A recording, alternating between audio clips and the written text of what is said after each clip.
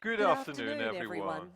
So, It's a you're in the thick of a crisis, crisis. explosion. And so what Who happens on is then earth all of a sudden organized this? you It's are descended terrible. upon. There are Blood, so many incident, media that all of a sudden ambulances. comes It's a all at once. disaster. And so what Explosions, happens is that you're preparations, trying to questions, figure out, because violence. you just don't know how No, on earth you're going to how be the able to compete nightmare. with all of this. Who did So this? it's all going through your head Calls, right now. Twitter. And And then you realize what on earth has hit you.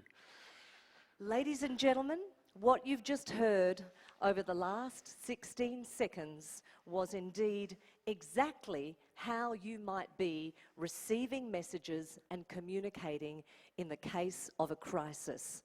And indeed, that's exactly how so many people are often describing what it's like when you are in the thick of a crisis. And this is what they say. It's a bit like hearing so much and yet having such little clarity under that enormous pressure. Under that enormous pressure. And pressure often leads to paralysis, lack of overview, and affected decision making. Let me introduce myself and my partner, Tina O'Cherry. My name is Cor Costanza, and today we're thrilled to that you have joined us for a very hands-on ride today. And indeed, if you think that today's session is about you kicking back, relaxing, taking a couple of quiet notes, and just seeing how things go, being a passive member of the audience, you've got another thing coming. And in fact, it's so wonderful that we have so many familiar faces in the audience. And it's great that we are going to have the opportunity to challenge your thinking, to startle you, to inform you, to arm you, and to stir you enough to leave this Congress with the start of what it might appear to be a concrete flight path in crisis mode. Okay, let me read your mind. Okay, can you close your eyes for 2 seconds? I'll close mine. Let me see how I go with this. Okay. I'm getting the feeling that you're asking this question. Take a look at the question. Tina, do I really need to know how to respond to key stakeholders and media in times of difficulty? A lot of you are probably thinking that. There's perhaps not so much else going on that interested you on these concurrent sessions, so you think, let me just take a look at crisis. So the answer to that is no, you don't. No, you actually don't even need to be here.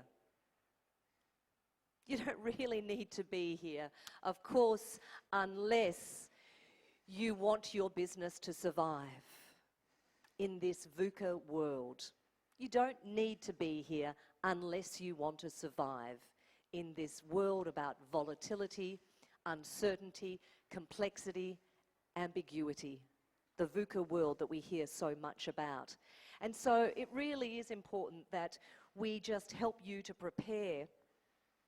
And you work in a pressure cooker situation, so we know that, and even finding the time to make that crisis plan, we understand is a tough call. So today, I want this to be not only just a practical session for you to take the centre stage and to be doing some interviews, but I also want this to be an important session for you to start putting into place, working out the mechanics of what you don't have ready to go should you have been hit by an unexpected or unwelcome incident. We'll share scenarios, we'll get you acting and planning, and especially to this question, what would you have done?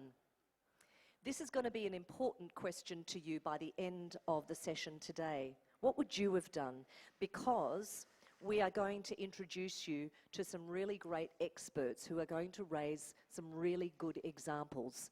And often, I'll ask you the question, what would you have done? Well, if I can borrow the clicker of you, thank you. Well, each of you are here today for a reason, I guess. You've either walked through these doors because you're not sure that you have sufficient procedure to handle a crisis, or you're just here to see if the approach you need needs another close look, or you're just looking for reassurance because you think you have arranged it all. I have a few slides, pictures, and they might be bringing back memories. And sorry for the inconvenient truth. This is part of my job for the last, well, let's say 30 years, to confront people with things in events and other things that are not nice. That's not on our wish list of events. So I don't want to ruin your world, but it's not paradise outside, I'm afraid. Old realities. We discuss old realities and new realities, but the old are as recent as ever. Your plans already should have covered these plans. And after a while, we'll see if they really cover the plans. Maybe you recognize this picture. It's Duisburg, 2010, a stampede. It also all to do with the flow of visitors, number of visitors. 21 people are killed. So make sure that your events have plans in place to just avoid this kind of things. Pukkelpop in Belgium, severe weather, rain, hurricanes, but other severe weather, snow, heat, all this kind of weather situations. Is it in your plans already? I don't know. But you have the answers already, I guess, and I said it will be inconvenient. Brazil, 2013, fire in a nightclub. All has to do with safety, emergency exits, firefighting. 242 people killed in this fire. Imagine public relations, whatever. Somebody asked me yesterday on a boat, security and money, does it something? Are there coincidences? Why are you here in an event? Well, if this happened to you, this is your brand, this is your bar, this is your event location. Well, I guess I don't have to explain what's happening then. Earthquakes. Some parts of the world, well, people are used to earthquakes, but are they covered in your plans? Tibet, Italy, Christchurch, and I think you will touch Christchurch, everyone ever. Did you all have covered these plans in your, or there is this incidents or realities in your crisis plans? Did you? A little bit. Someone else? Did you cover it in your plans? This kind of things? No, not. And yesterday on a boat trip, people told me a lot of, well, I assume that somebody covered it. Yeah, it might be. But it's your responsibility to cover it, I guess. But we also have new realities. So this is an add-on. Belgium, Zaventem, 2016. An airport, simultaneously an underground explosion. Well, nightmare for all the people over there. Belgium, Boston, the marathon. I think first time in a sport event, a live sport event, this kind of disaster. It was in 13. Well, I don't have to explain this again. The Bataclan in Paris, 1 year ago, Stade de France, Bataclan, a lot of bars and restaurants, a lot of people killed. Is it in your plans? Nice, France, last summer, just a truck rush into a boulevard, hitting all people. A lot of people died. Nairobi, Westgate Mall, Al-Shabaab rushed in. A lot of people get killed over there. So a lot of political and ideological changes in the last years. And everybody thought this won't happen. This won't happen here, not to me, or not in my event, not in my venue, not in my destinations, but specifically not on my watch, because then we're having a serious problem. But what's have left unchanged? Preparations. We should prepare. And the question you have to ask yourself, are we prepared for all this kind of, well, things, incidents, new and old realities? We have to prepare for communication. Tina will discuss extensively about communication, and my presentation also will cover a bit of the communication part. But also we have the expectations and experiences of our visitors. That's why you organize events. What do people expect when they come to whatever city, whatever venue, whatever event? What do they expect, and what at the end, what is their experience? And that's the word, what's going on, that's going live. Can I ask the room today, who honestly believes that if something was to happen to an event that you're involved in or that you've directly or indirectly involved in next week, who believes that they would be able to have a plan in place and know what to do? Personally, I'm talking about, do you know what you will do in your role? Either, somebody's told you what you need to do, or if indeed you're in a leadership role, do you know how you're going to direct your people? Yeah? Would you say yes? Okay, past experience. Thank you. I'll hand you the mic a little bit later when I come to you. Okay, that's good. Yes? Yes? Okay, through experience. Okay. Would you then say that prior to that experience, how well organised or prepared were you prior to the event that led you to this experience? I would say fairly prepared in terms of some of the things that you were mentioning about in fire safety and regulations and evacuation of visitors and these kind of things we are prepared about, but not necessarily the sort of more communications aspects, and so that was a bit new. Great, yes. From Bogota, yeah? Yes, I think I recognize you.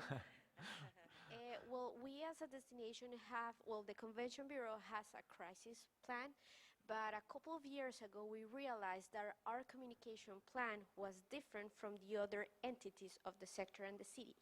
So what we did is to set all of us together to say, okay, these are the risks, what are we going to do at the same time, the same tone, the same communications strategy, so to say, to deliver the same message. Because it had happened that we started to deliver different messages. So that's awful. Yeah. Great. Well, Well put. And you know what? This is exactly what we are going to address when we break up and do that little bit in my realm will be communication, core will be more about the processes. yeah, that's but this an part of excellent communication point, will right? definitely part of it. Yeah. How do we line all these forms of means of communication? Yeah, Yep. definitely. So it's really good to see who believes that they've got a grip on it. And, sorry. And rest of the people. Yeah, well, maybe not. No, maybe not so much. Okay. But I would like to also challenge those who say, you know what, I think I've got the act together. I think I've got my act together. I reckon we've got this under control. I want to shake that up a little bit. And I'm going to also challenge you. I'm also going to challenge you because I think we've got some great things that we can sort of cross-pollinate from other experience in the room. One thing we do know is that we have to be an agile communicator. If you think that you've got it down pat because you've taken a course and you've heard me before, and you think, yeah, I know what to do. Rule number 1 says this, and rule number 2 says this. I'm okay. I'm here to tell you, you know what? Invariably, everything will change. So are you an agile communicator? We know that crises are inevitable, but leaders are made by the way they handle them, and the reverse is also true. And by golly, I can tell you in my line as a journalist, have I seen leaders crumble under crises? Partly because of questions I've asked, but I've seen them crumble under crises, and it's really important that you are so watertight and so strong in what you know to be true and how you're approaching the crisis. You don't feel ashamed afterwards? No, Oh, okay. no, because we talk often afterwards, don't worry. They're not that terrible. And the irony is a mismanaged crisis is far more costly than a managed one. It's so important. You have got to own the crisis or the crisis will own you.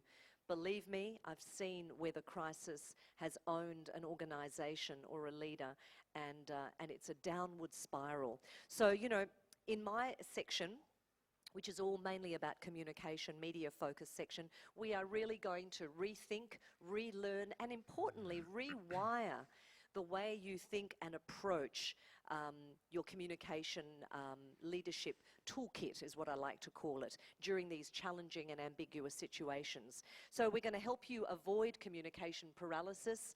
And remember too that, you know, in today's high-tech world, a company, or more specifically a leader or a spokesperson for that company, this can easily be you, make a split-second misstep that perhaps even floods Twitter and enrages the world before anyone can say, oops, you know, I wish I didn't say that, I wish I could take that back.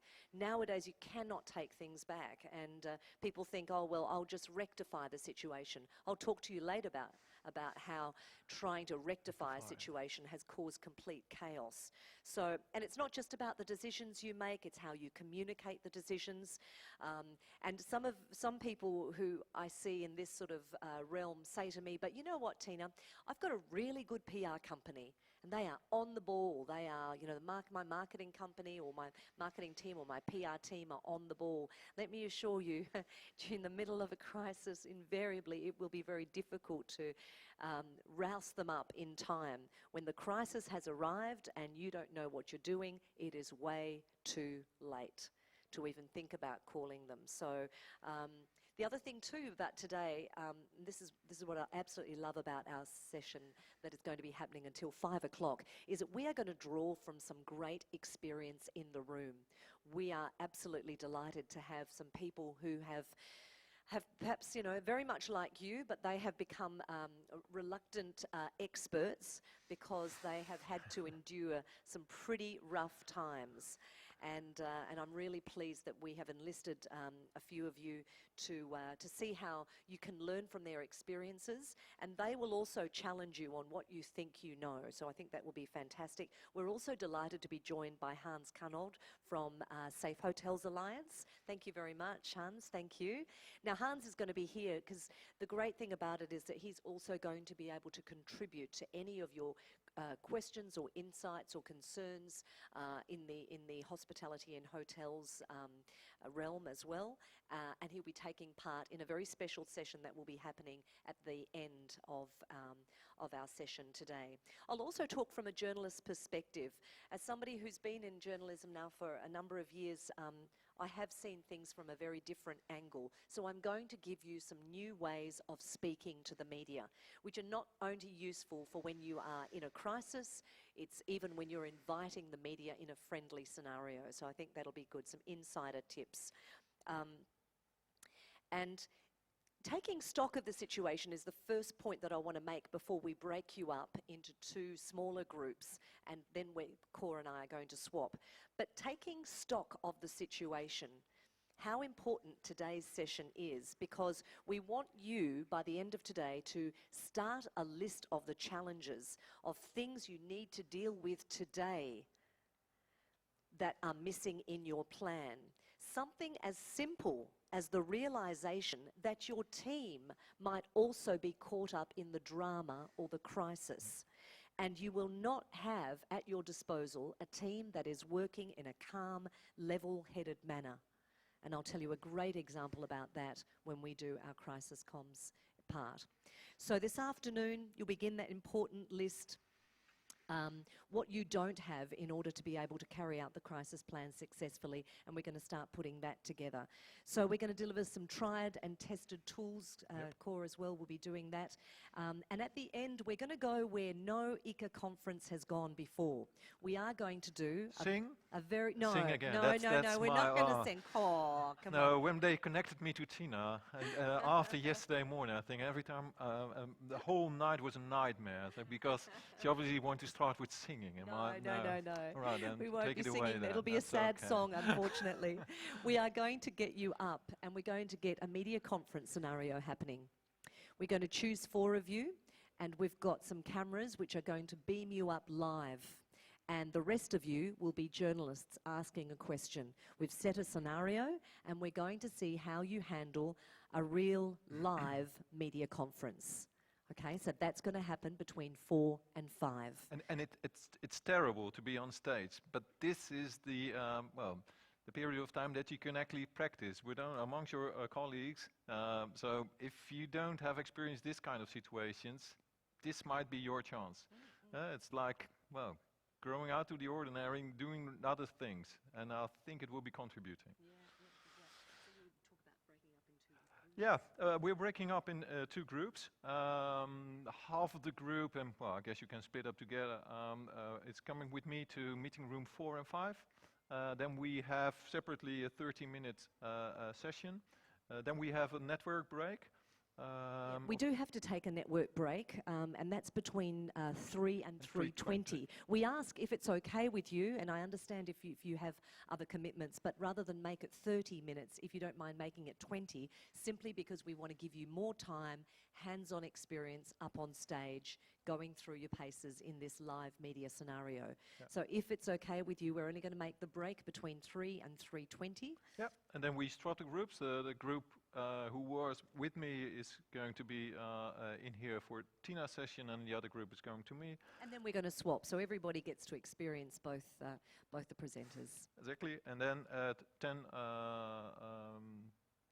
before 4, we're here for the joint session with the media conference. Yep. So 3:50 back in here, everybody will be back in here for the media conference, and we'll kickstart that for about an hour before we let you go. But like I said, today I want you to rather than just be a passive participant, I want you to be an active learner and start the process. Let's begin the process, so at least you can walk out of here and say, that was really useful because I now know what I need to do. I now know what I need to do as soon as I get back to the office. We've got to get this into place. How can we sort this out?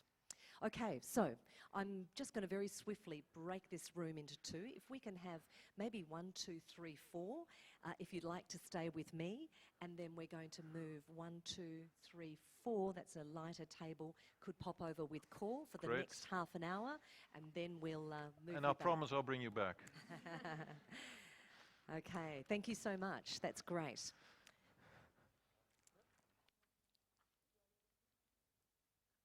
Lovely. Yeah, thanks. Thanks, Leonie. Okay, I'm delighted that I've got an intimate group here for our first communication session.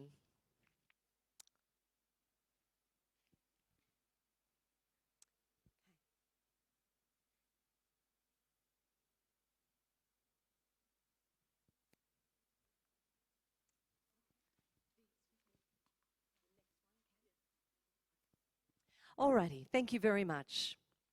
Let's begin. I want to put you in the picture. Your city has just experienced an earthquake. It's crippling, and you know what? It's worse than you anticipated for the seismic activity of the earthquake. Tragically, the death toll is put at 185. There is massive city infrastructure damage. And there has been a state of emergency called for 10 weeks. You take a sigh and you're thinking everything's going to change now, and rightly so. So, you reach for this document. Here it is. It's the Crisis Media Plan that your company owns. And it says right here, use every possible way of communicating in times of a crisis, and social media is vital. It says here, it's got written down. It's the first thing you should do, one of the first things you should do. So you pick it up and you go, okay, great. Absolutely, no problem. So you turn to social media. You look around and you realize you've forgotten one really important thing. And that is, you don't deal with social media on a regular basis. That's not your role. You don't go online. You don't go into your website, and you don't get involved in your Facebook page or whatever you're doing. You don't tweet. It's somebody else who does it. It's their role. But you didn't factor in this crisis that the very people who would be picking up this document and reading and seeing that social media is important, the people who would carry out the social media activities, have been caught up in this earthquake. They're running around, they're panicked, understandably, because their families are involved. What are you going to do, call them? What's our password? How do I get in? You don't even know how to get in. You didn't plan for something as simple as having to deal with Well, I know what I have to do, but I don't know how to get in. And how frustrating is that? And guess what? You know, of course, that there are passwords. You've just remembered, of course. But when you get to the office, you know you can't even get anywhere near that information. This is exactly what happened to Leonie from New Zealand, Christchurch. Thanks, Tina.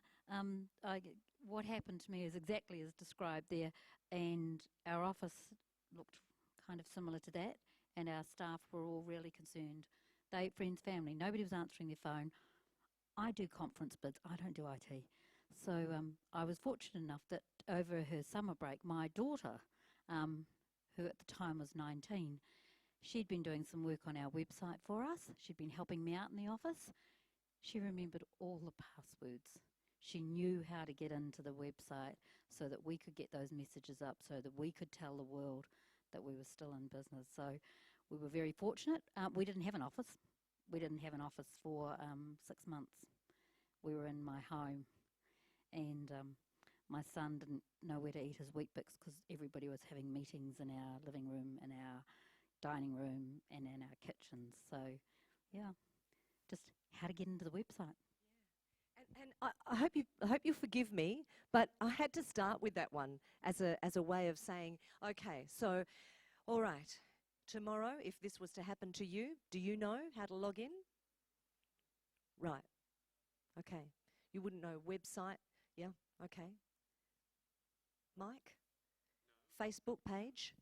I wouldn't know how to log in, although I'd take some guesses, and we know people who can, but as you've described, they would be very busy looking after themselves, which is their right.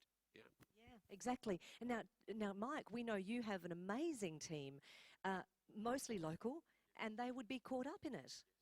So to me, I don't know about you, Mike, but this was really a penny dropping moment for me. As Leonie had said, you know, sure, it looked good in the crisis management plan. Get onto social media. You've had people like me probably telling you this for years. Use social media in times of crisis. It all sounds great, doesn't it? Don't believe a word of it. It's not as easy as it sounds. After we learned from Leonie, have you got all of that down? Do you know how? So I think for me, It's very interesting because I'm just thinking the process through New Orleans had the same situation during Hurricane Katrina, yet the Convention and Visitor Bureau was the one that was contacted most of all to get that information. Yet, how did they do it? absolutely fascinating. You're right. I didn't realize that too. So there were some really good learnings from that. Just something as simple as do you know? And it's something that you can do on the way back home now. Where would I get this information? If I had to do it alone because my team is caught up in this, how would I be able to do this successfully? And I just thought, you know, it's a really good starting point. I'm going to give you my CPR. It's what I call CPR. I've called this the Crisis Plan for Recovery. 5 really important points. Why do I say 5? I'm very passionate about this.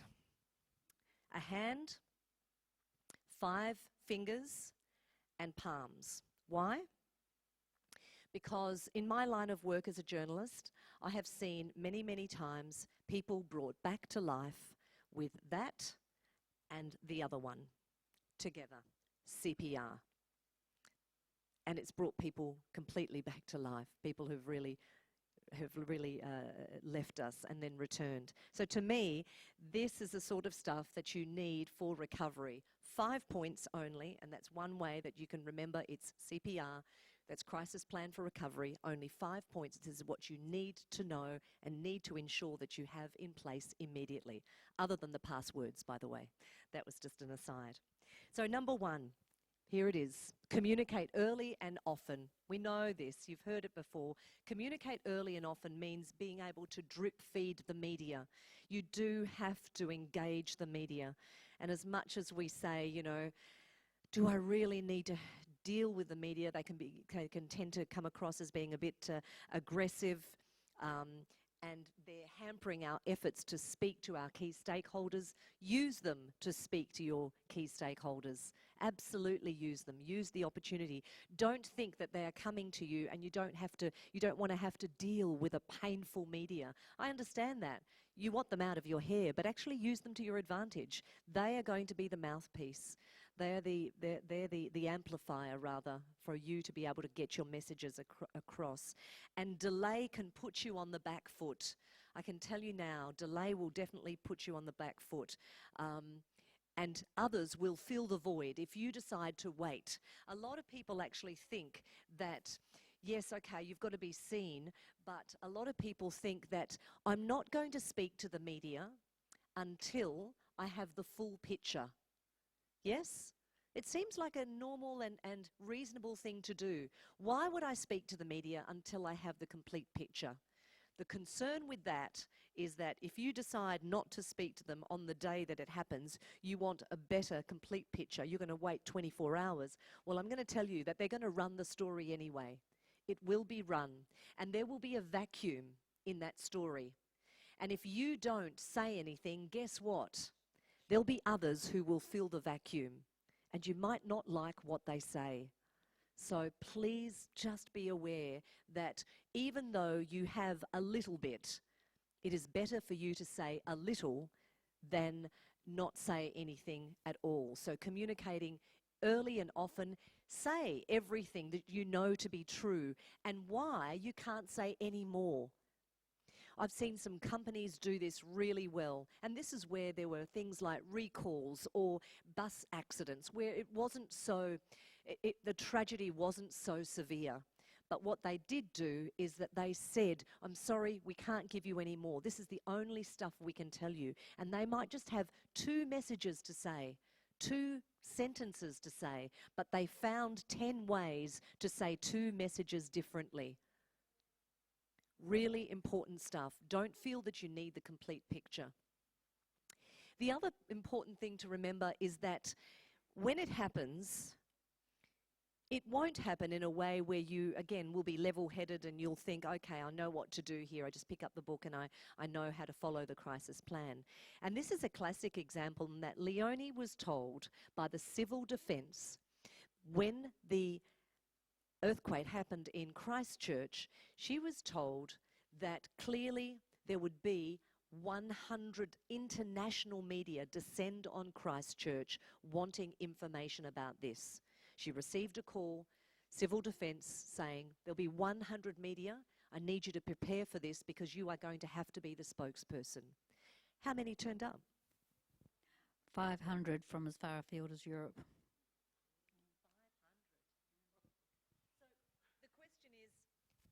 Could you handle 500 media descending? And you've been chosen as, and Leonie was the chosen spokesperson.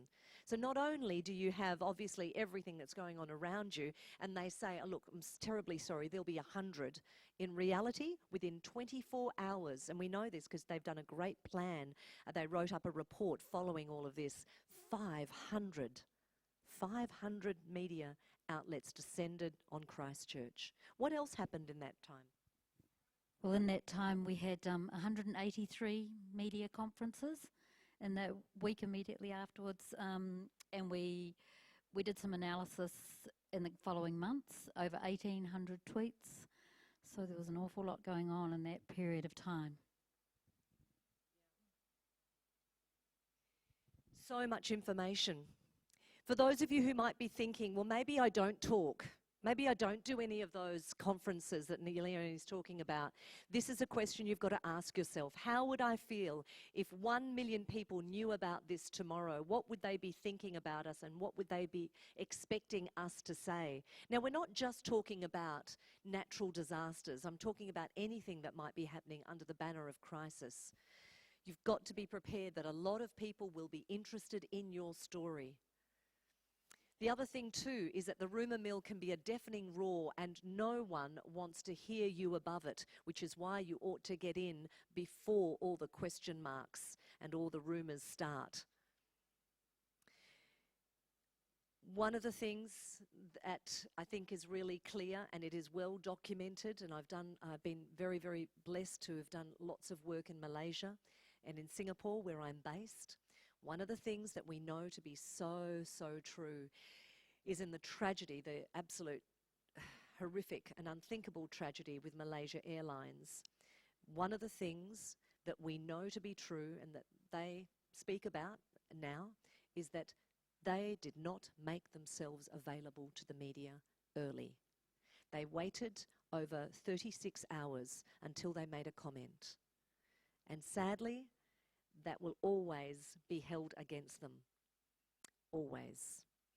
And they did not have a media advisor at the time, and they just went on their own gut feel, and they said, they even admit it, I know, because I heard it from them. They said, we just decided to, we had no other information. We wanted to cobble everything together before we spoke. And as a result, there was way too little said, and when they did say anything, it was too little, too late. And so much else was said in those 36 hours by others. And those first stories will always stick. I'll talk about that in a moment. The first stories always stick the best. So 36 hours, it's late. It's way too late. So I want to give you some neutralizers. These are words that you can use immediately to, in other words, put the crisis into pause mode. You need to be able to learn these lines to be able to say, look, it would be premature for me to comment on that when we don't have all the facts, and we won't speculate. We promise to give more information as soon as it becomes available. I've seen great spokespeople in times of crisis say that 10 times in a media conference, not flinching once, saying that line 10 times when asked about something that they cannot comment on. And that is absolutely acceptable, so long as you give them something. Or this, I had hoped we would know more by now, but that's not the case. We need more time to investigate, research, understand, learn more, whatever the case is. Learn that line. Learn that line. If you ever think you're going to be a spokesperson, learn that line, because that is the stuff that at least is seen to be proactive from a leader's point of view. Really important. Here's the other one. We owe it to the families involved to find all the answers, and we must carry out the investigation meticulously. We promise to give more information as soon as it's possible. And this one. We've worked around the clock every day to understand more about what's happened. We don't have all the answers yet, but what we do know is... Okay, so number 2, avoiding the pitfalls. Avoiding the pitfalls, and I'll give you 30 seconds on each of these. These are the hard and fast rules that you know to avoid. This is the loaded question. Does everybody know what a loaded question is? Yeah, would someone like to take a guess? Take a guess. What do you think the loaded question... It's an actual media term, so I don't expect you to know it, although you probably do. Okay. The loaded question is a question that the journalist will ask the talent in the hope that you will repeat the negative word, that you will grab onto it and say it. Because the journalist wants you to say the negative word.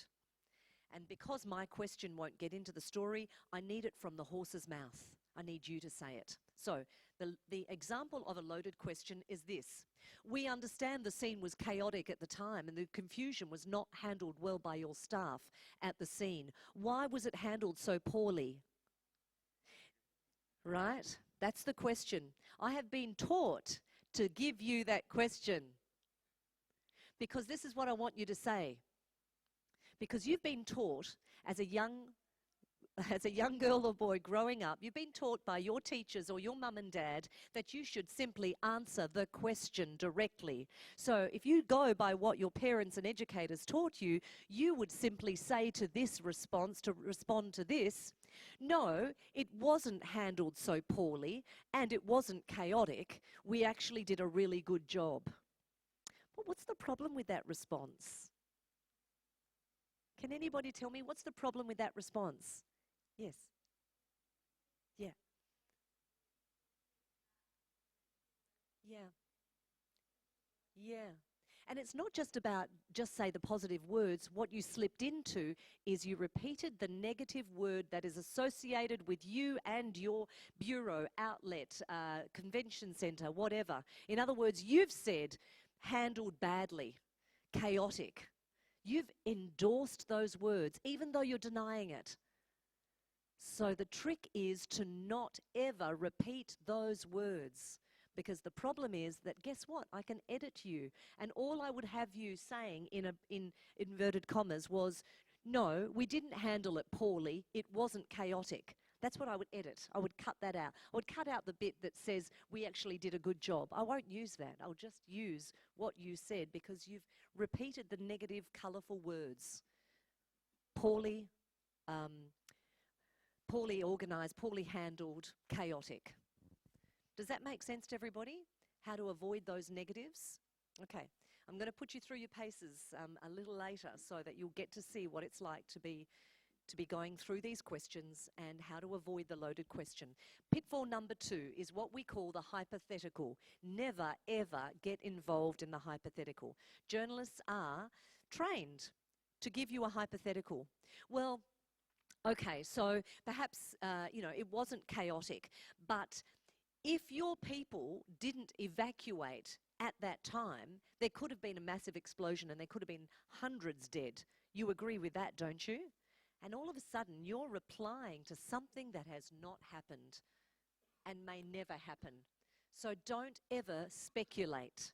Don't ever say, well, yes, if that happened, then I suppose this would have happened. Don't ever say that, because most of the time it would be going back to something that was really, really bad. And all of a sudden, I have a great story in you talking about this awful disaster that really hasn't happened. So please be careful about that. Okay, here we go. Giving your side of the story, really important. Can you tell your story early and quickly? We know that we've got to respond quickly and early. How well can you tell your story? Why is that important? Why do you think that's important?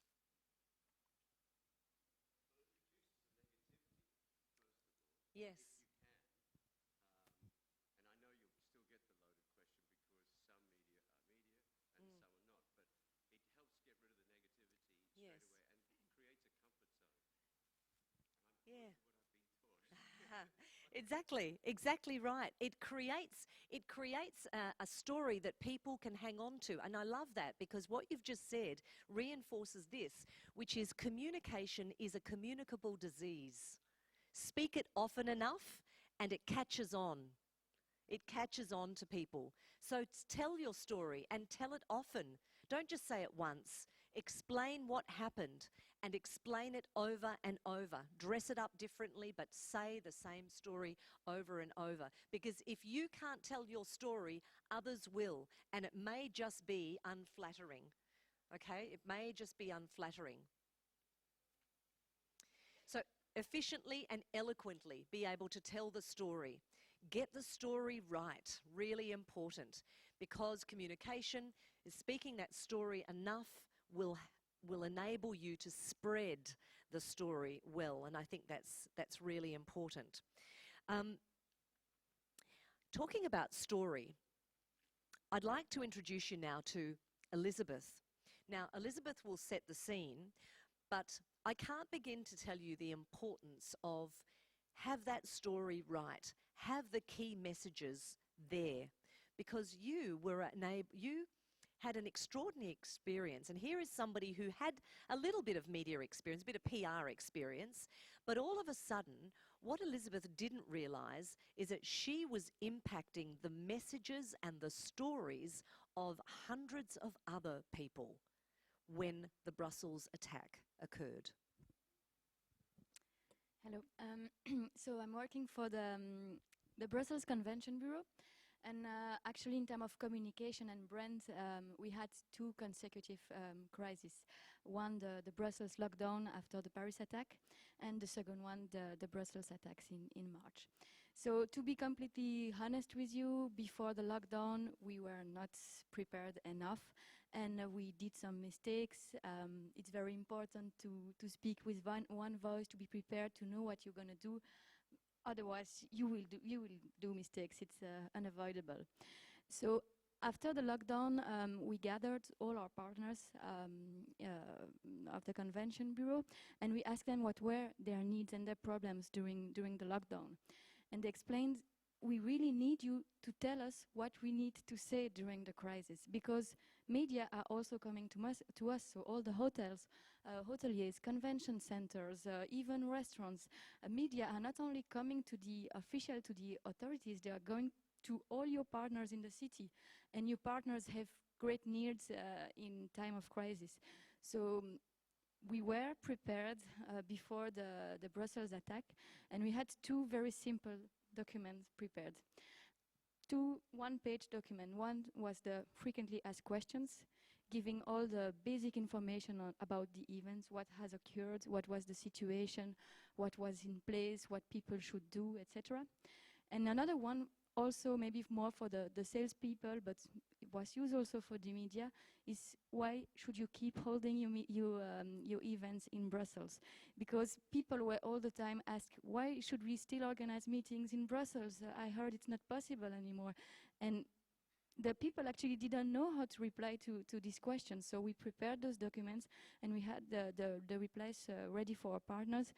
And actually, a bit of time after that, we spoke to them again, and they said it was actually really useful, and they were able to answer a press request, and they used those documents a lot with their clients, with the press, all the time. So that was very simple to do and very useful at the time.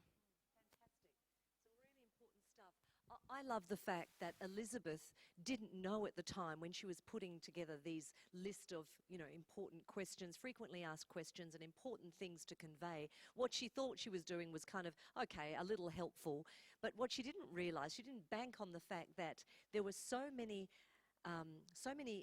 associates who didn't have media training, but what she'd put together, and I think something that perhaps you didn't mention, is that she expertly put together some key grabs, some good media grabs, and wrote them down word for word. So, a smaller outfit, who of course have never been media trained, picked this up and said, oh, okay, next thing you know, they are appearing on TV in an interview about something, and they have at their disposal this terrific list, one-pager, simple, a list that was able to communicate those key messages that Elizabeth had wanted to convey.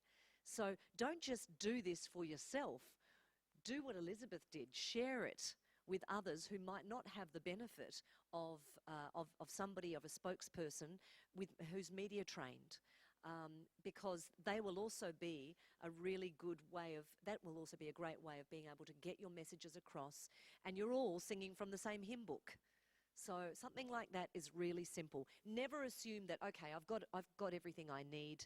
I don't need to hand out anything to everybody else. Everyone else will look for themselves, and I look after themselves. And I think somebody made the comment, perhaps on one of the other tables, about, from Bogota, just saying, it's so important that everybody's saying the same thing, because invariably everybody's speaking at different times. A bit like how Cor and I started this session, all speaking very loudly in very different ways. Rule number 4, let's talk about choose your spokespeople well. Gee, this is a tough one. This is a tough one when indeed you've got a CEO or a boss who you think, well, there's no doubt, we just have to turn to him and he shall speak. He will be the best one. But guess what? He may not be the best one to speak. Oh, wow, this is a tough one. And I say this, hand on my heart, because I've dealt with some companies in Singapore, and it's clear that the CEO or a designated spokesperson is not the best person to speak, because he runs a company brilliantly. He's strategic, he's smart, but boy, the way he communicates is rubbish. Rubbish. Are you going to put him forward in times of crisis? You ought to then think, is he speaking in a compelling, or she, compassionate and composed way? Because if you don't believe that they have these qualities in good times, then in bad times, how do you think they're going to go? Really important. So They say that trust is the new black. We need emotionally intelligent leaders who are instantly likable, trustworthy, accountable. So shaken but not stirred, well and truly on camera. And I've seen leaders really just fall to pieces. And people, spot inconsistencies so easily. Every twitch, every eye movement. And this is really important. If you don't believe that your leader is the natural and best person to be the spokesperson in times of crisis, then prepare somebody else, or try and convince the company that we need to prepare somebody else to do crisis media and be able to handle it well. Has anybody got any other examples of this where they've seen leaders of companies, or apparently, the spokespeople, really stuff it up? Yes.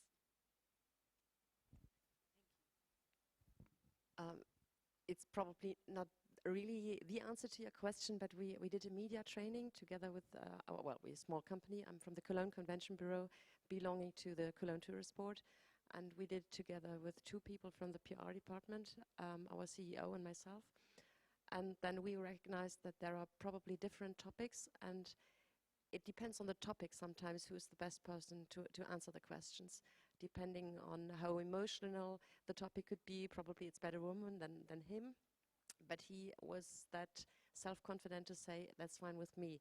It's not, I don't feel disrespected because you tell me this is a topic you better do.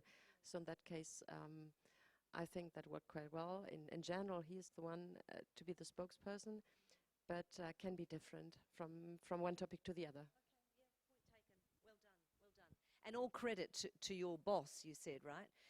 For saying, look, okay, I feel that, I might not be the right person for this particular situation. So, yeah, absolutely.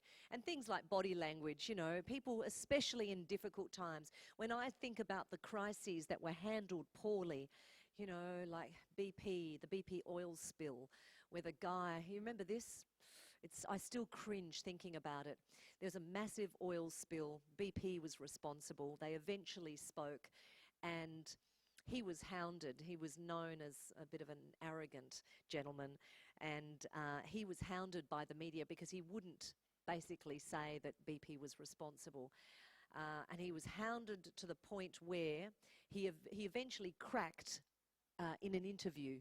And you might recall this. He cracked in an interview and he said this: "Would you just leave me alone? I just want to get away and I want to get this issue over with." And there were massive, there's massive oil slicks, there's lives at risk here, there's wildlife washing up dead all over coasts around the Pacific Rim. I mean, it was just awful. And they played that over and over and over. They played that over and over because everybody sort of, started to get a pretty strong perception of what this guy was really all about. And he just cracked. He really cracked under that pressure. But he said not only the wrong thing, he was the wrong person to do these interviews. And time again, whenever he spoke, he dug himself deeper into a hole, and the company. So just be careful about that. Yeah.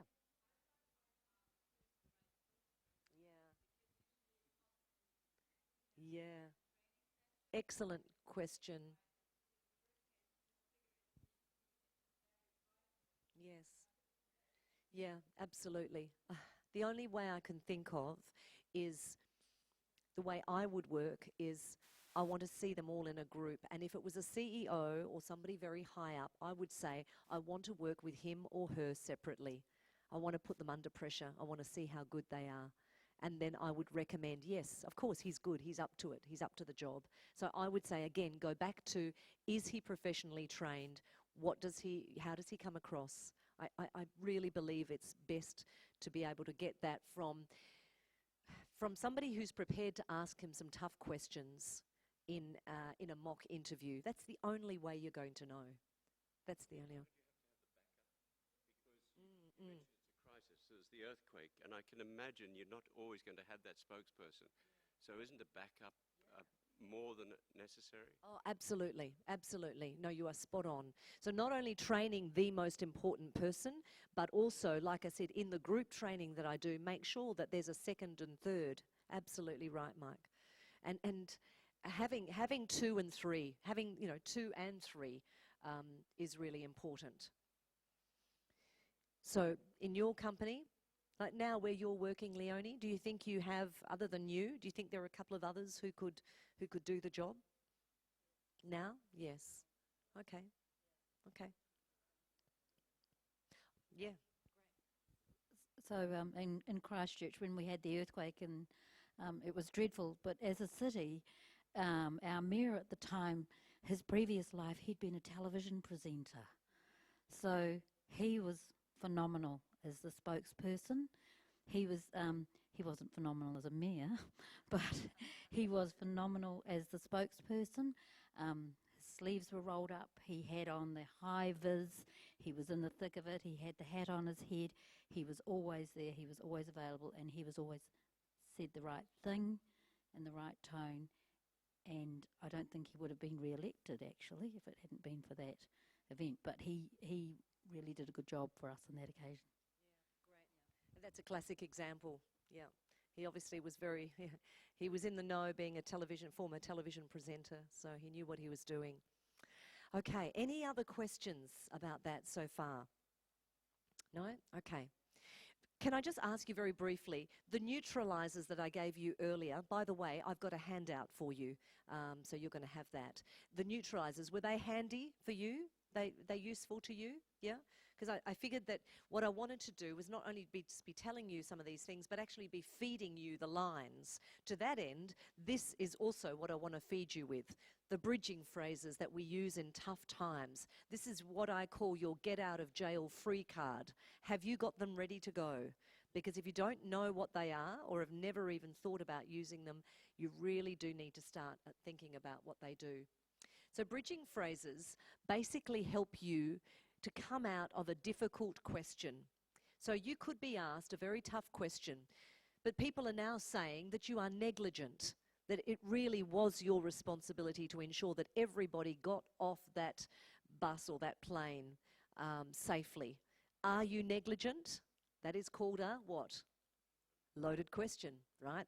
Because you want to reply with, no, we were not negligent, right? But you're going to avoid that now. You now know not to be able to say that. And instead, what do? You use a bridging phrase. And a bridging phrase goes like this. You can use one of these. The most important thing we've got to focus on is, the reality is, look, on the contrary, we have, what we're committed to achieving right now is, well, together, what we should be working towards now is, and you know what, there is no easy answer to these challenges, but what we do know is, these are your get out of jail free cards, because they help you to get out of a difficult question. You never ever want to say, by the way, what are the two words you never want to say? What are the two words you should always avoid to a difficult question? What are the two words you must avoid in a difficult question, to answer a difficult question? Come again? No comment. Never, ever say no comment. Yeah. Once upon a time, it was acceptable. And if I was training, even as far as 7 years ago, yeah, 7 years ago, we would use no comment. I was training like that. But now, with the with social media, with the way we communicate, with media, and the way that and the speed with which, you know, technology is roaring past us, we never say no comment. We always have something to say. Remember, drip feed. Remember that, drip feed. Okay. So these bridging phrases are going to be really important in order to help you. So those 5 points, can we remember what they are? Communicate early and often. Just tell me some of the things that you've picked up about that. Drip feed, what else? Be visible. Yeah, exactly. Anything else? If you don't fill the gap, then someone else will do it for you. Someone else will fill that vacuum for you. Okay, the next one, avoid the pitfalls. Tell me the two pitfalls. Loaded question and the hypothetical. Yeah, the hypothetical. Next, can you give your side of the story? Really important. Can you tell it like it is? And make sure that you get others telling it like it is, like Elizabeth did, in order to spread the word. Make it easy for others to be able to relay the story. Don't make it complex, make it simple. And if you need to add in more complexity, more layers, you can do that yourself. But when you are relaying the story and obviously, hopefully, helping others do the same with this one pager, then you want to be able to make it simple. Number 4, choose and train your spokespeople well. So, as we mentioned and we mentioned earlier, train that spokesperson, so well. Have your backups, but it's really important to ensure that do they have the 3 C's? Compassionate, compelling, and that level of conviction in what they're saying. And the bridging phrases to get you out of those tough times. Make sure that you have them there. Also the neutralizers, that's really important that we gave you earlier. How you drip feed with still only giving small amounts of information, but being able to say, look, I wish we knew more. We don't have that information. But as soon as we have, we will let you know. That is what so many companies that have failed in their media crisis communication could easily have said to save their reputation. Simple, simple, simple stuff. And yet they chose not to say anything. They chose to hide under the rock until it was too late. And when they eventually came out, everybody has a different hypothesis about the story. And it was very, very difficult to be heard 36 hours after the event. No one's going to take your story seriously if you wait that long. Okay, so those are the 5 crisis points, my CPR. Do we have any questions about that? Yes, Elizabeth. You gave example of crisis communication that were not well managed. If you had to name one crisis that was extremely well managed, which one would it be? Let me think. I certainly believe that in places like Australia, which is where I was born, handle natural crises very well. We tend to, Australian media and Australian companies tend to be quite media savvy. So certainly I know for a fact that there have been situations whereby, what was it? It was I think it was to do with, there's one, cyclones, bushfires, yeah. Yes. Yes. Yes. What was her name again? Super. Fabulous. No, not Beatty. Yeah, Anna Bligh. Anna Bligh. Classic example. Thank you for that reminder. Super. Yes, exceptionally good. And she won so many votes. And again, she was a classic example of, speaking often, getting out there, being seen actively throughout, as your mayor, sleeves rolled up, not in a tie, for goodness sake, sleeves rolled up and being seen to be there all the time. Yeah, definitely, and I think Australians do that well.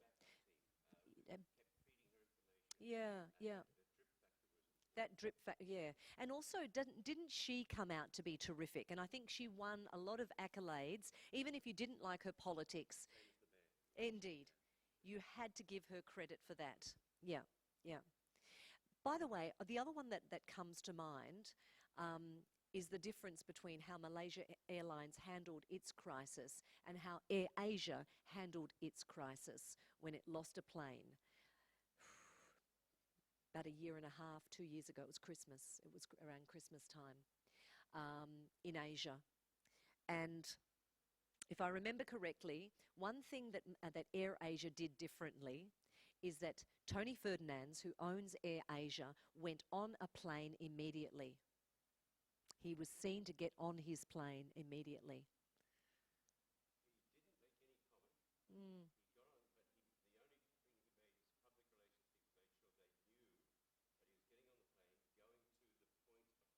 Yes, yes. Yeah, yeah. Always be seen. Yes, that's right. And I think, you know, again, he's of a different generation too, right? So he was, yeah, very much so. I know for a fact, you know, like a fast food outlet, when they had a crisis, a food crisis, which was to do with the quality of their chicken meat.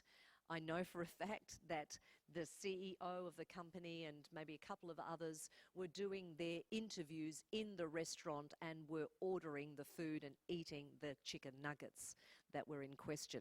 So again, getting their spokespeople to be chumping into the very food that is creating the crisis. So again, just about being visible. Yeah, great. I've got a question, if I could. Quite often, in terms of managing the situation, if you don't have enough information, is to avoid the questions. So, for example, you come out and you make a statement, and then you say, I have to leave it at that for now, I'll come back to you. Is that acceptable to the media? I know that they suddenly scream questions to you, but if you haven't got the answers, you can only make statements of what you know, because that's what, I think you mentioned that earlier. Exactly. That is the absolutely right thing to do. I don't have those statistics or those details on hand, but I can get them for you. That's all you need to say. Then you very quickly take another question. I can get that for you. And even if they are absolutely drumming into you about something, I don't have that with me, but I know we can provide that for you. Yeah. And don't take guesses. Don't take guesses. I think it was around 30%. And all of a sudden you've realised that actually that is nowhere near correct. Don't say, I think. Only go with what you know to be true, because that information, that misinformation, that error will spread like wildfire. Thank you. My name is Tom Bellion from Luxembourg Convention Bureau. I get a question, don't get it wrong, and it's not a political one, but how would you feel, Mr. Trump, in a crisis situation as communicator? That requires a brand new section, doesn't it? We should have done that. How would you feel? Yeah, well, there's a lot of miscommunication. What's coming out now, we know, is so much stuff that he has said has been so untrue, and promises that he knows he can't make. I can't wait to see him put under a very, very strong interrogative journalist. That's what I'm waiting to see, how he handles that. Tell you what, he's a great performer though. Isn't he a wonderful performer? No matter what, he does not crack. He does not crack, even under that very orange foundation. He does not crack. So it's very, very powerful in terms of his ability to deliver strongly. I do believe, and politics aside, that Obama handles media impeccably well. He has handled media impeccably well, but it'll remain to see, be seen how Trump will handle some very, very strong questions going into the future, and what he says to a whole lot of promises that he's made. So yeah, but indeed, he, for a long time he's been the media darling. Make no mistake about that. Media have loved him because they always know they can get a grab from him. It'll be colourful, it'll work, it'll be, it'll make headlines. So now it'll be interesting to see what they do. Okay, I've been told off. So, have you? So we're going to take a very quick break. It's now your break time. Until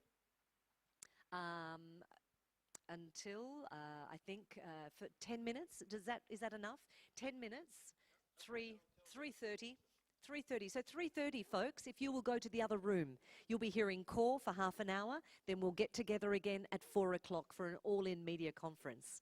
I trust you enjoyed that, at least got a few important points. We will be putting it to good use in media conference style and putting you up on camera in a very short while at 4 o'clock. Enjoy the other session. Thanks so much, everyone. Thank you.